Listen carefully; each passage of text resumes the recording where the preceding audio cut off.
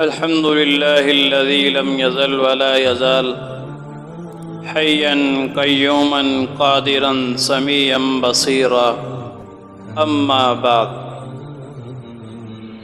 قرآن کریم اللہ جل شانہ کی طرف سے ہمارے لیے عظیم نعمت ہے۔ یہ ایسا کلام ہے جو اندھیروں کو روشنی میں بدلتا ہے، بیماری کو صحت میں بدلتا ہے، جہالت کو شعور میں بدلتا ہے، گمراہی کو ہدایت میں بدلتا ہے، شرک کو توحید میں بدلتا ہے اور کفر کو اسلام میں بدلتا ہے۔ اسی قرآن کو جب جنات کی جماعت نے سنا تو انہوں نے کہا اِنَّا سَمِعْنَا قُرْآنًا عَجَبًا يَهْدِي إِلَى الرُّشْدِ فَآمَنَّا بِهِ وَلَن نُشْرِكَ بِرَبِّنَا أَحَدًا۔ ہم نے عجیب قرآن سنا ہے جو ہدایت کا راستہ دکھاتا ہے، ہم تو اسی پر ایمان لے آئے اور ہم اپنے رب کے ساتھ کسی کو شریک نہیں بنائیں گے۔ ہجرت سے پہلے ابن دغنہ نے سیدنا صدیق اکبر رضی اللہ تعالیٰ عنہ سے کہا تھا قرآن آہستہ آواز میں پڑھا کرو، ہمیں خطرہ ہے کہیں ہماری عورتیں اور بچے یہ قرآن سن کر ایمان نہ لے آئیں۔ اور یہی قرآن تو ہے جسے پڑھ کر حضور صلی اللہ علیہ وسلم کے قتل کے ارادے سے آنے والا عمر حضور صلی اللہ علیہ وسلم کا غلام بن گیا اور امت مسلمہ کا امام بن گیا۔ طفیل عمر دوسی رضی اللہ تعالیٰ عنہ جب مکہ میں تشریف لائے تو لوگوں نے کہا یہاں ایک شخص رہتا ہے، اس کی بات نہ سننا، جو اس کی بات سنتا ہے اسی کا ہو جاتا ہے۔ انہوں نے کانوں میں روئی ڈال لی کہ نہ آواز آئے گی نہ جادو کا اثر ہوگا۔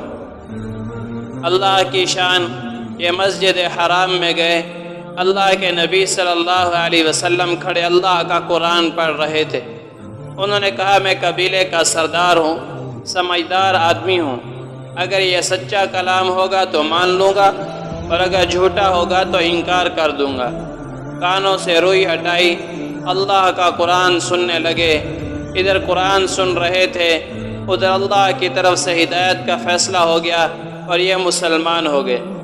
اللہ کے نبی صلی اللہ علیہ وسلم نے مصعب بن عمیر رضی اللہ تعالیٰ عنہ کی تشکیل فرمائی اس جماعت کے ساتھ جو مینا کی گھاٹی میں مسلمان ہوئی تھی۔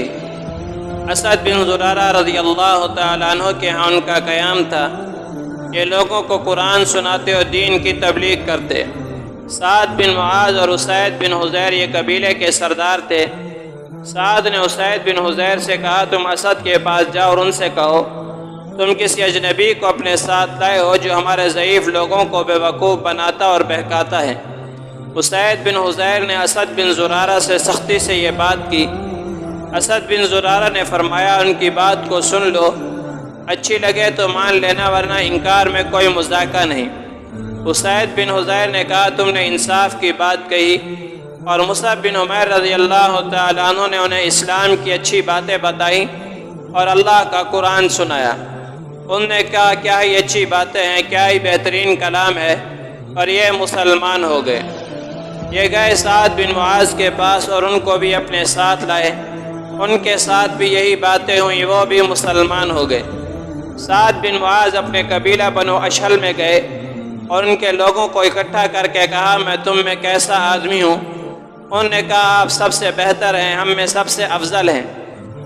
سعد بن معاذ نے کہا میرا تب تک تم لوگوں سے کلام حرام ہے جب تک تم سارے کے سارے مسلمان نہ ہو جاؤ اور محمد صلی اللہ علیہ وسلم پر ایمان نہ لاؤ۔